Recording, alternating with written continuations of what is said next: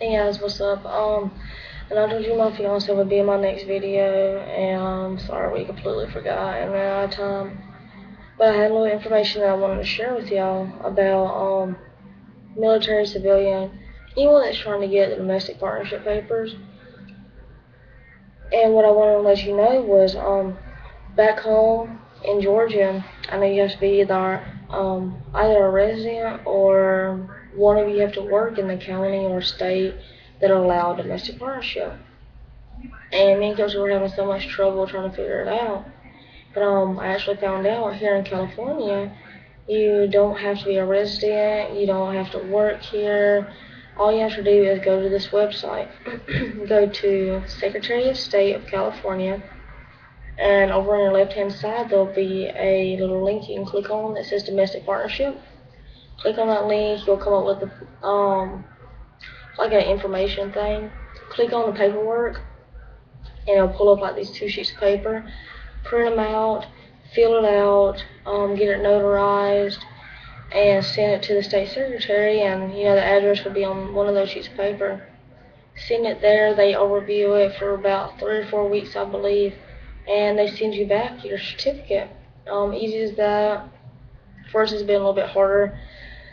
We're actually going through our domestic partnership papers right now, and for me, I had to send them to her. She had to sign them, get them notarized, and I went on to get sent back. And then after that, I want to be sending them up there and hopefully be getting our certificates soon. So good news for everyone that wants to do that. Take advantage of it. I don't know how long it's going to last, or I don't know if it's going to change. So if you're ready, definitely take advantage of it. And what else? I'm here at Travis Air Force Base now, over in California. It's beautiful here. So much to do. I'm about an hour north of San Francisco and 3 hours southwest of Tahoe. We just went snowboarding yesterday. It was awesome. My ass had more fun on the snow than my board. But it's beautiful out here. If you get based here, enjoy it. So much to do. But yeah, I wanted to tell y'all a little bit about myself and a little bit about this thing I saw online. I saw it on YouTube actually, and it was ridiculous. It was about this preacher, and he was preaching to a group of people, and he said he figured out a way to get rid of us meaning homosexuals. Um, you're gonna love his accent. It's ridiculous. It's worse than mine. But yeah, he said his way of getting rid of us is he's gonna take all the lesbians and put them on this side in an electrified fence, and all the gays on this side in an electrified fence. Now he laughs about this. Get this. He laughs about this and says, well, they can't breed, so they eventually gotta die off. And I was like, wow, okay. Yeah, you're not doing your job. It just completely took me off guard.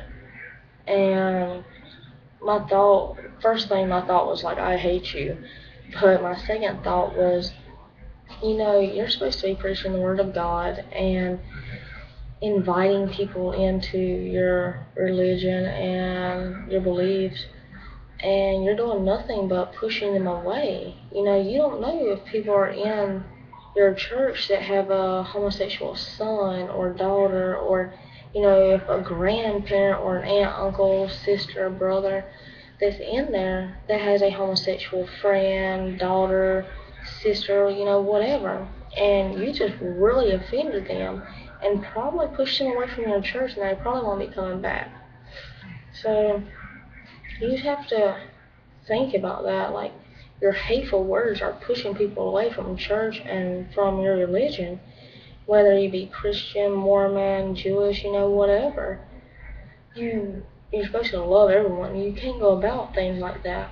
And you don't ever hear any homosexual people online.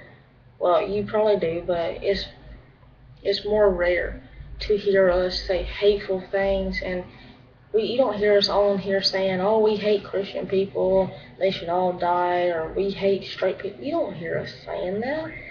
And if you were to weigh out the options, who's more hateful and who's more evil. The people, the churches that are saying hateful things towards us, or the homosexuals that are just trying to get equal rights. And you don't ever hear us really saying any hateful things towards straight people or, organizations. And for the churches who are going for equal rights, I thank you, and I know many other people thank you very much. And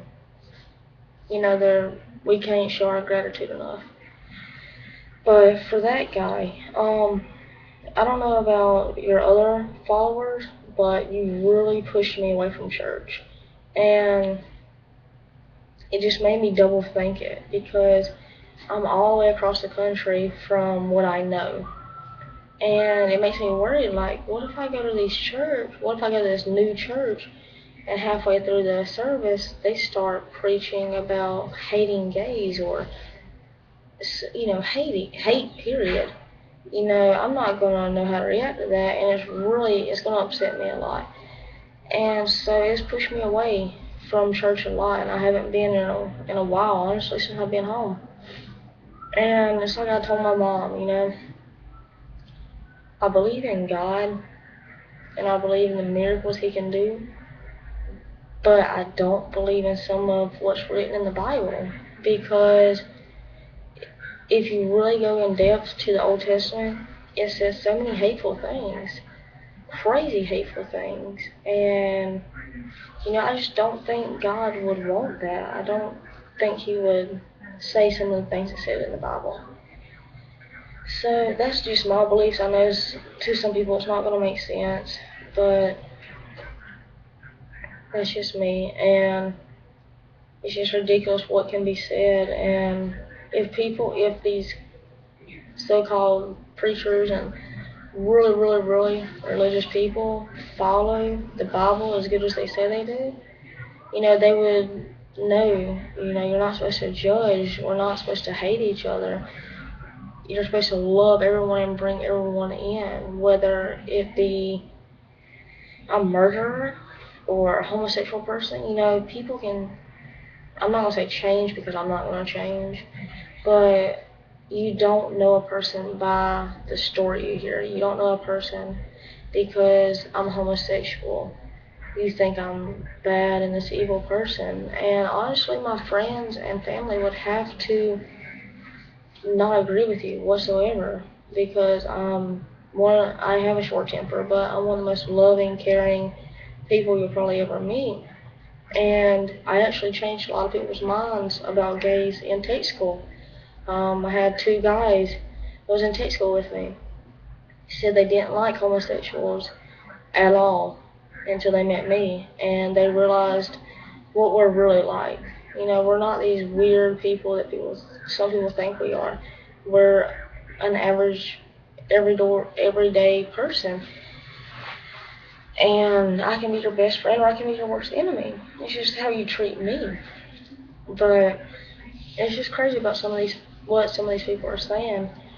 And you should really go on YouTube and just look up churches against gays or churches against homosexuals, and you'll see him. He's a big old fat guy, and he's holding a mic, and just listen to what he has to say. It's gonna change your mind about a lot of things. And just people need to realize that we need to have equal rights, and we need to have love for everyone. And I know a lot of adoption centers are allowing adoption for same-sex couples, and I think that's awesome, because it doesn't take a mommy and a daddy to raise children. It takes a loving family to raise children. And whether it be a mom and a dad, a mom and a mom, dad, some people are raised by their aunts, uncles, sisters, grandparents. It doesn't take a set mom and dad to raise a child. A child just needs love and needs someone to take care of them, and take them to baseball games, love them through everything, whether they turn out to be this random kid that likes to dress up all the time, or whether they be a homosexual. Love them for who they are, and show them that it's good to not judge people, and you can be whoever you want to be. And I really believe more people should be like that, because I know there's a lot of parents that are beating their children or kicking their children out for being a homosexual or being, not the same as them.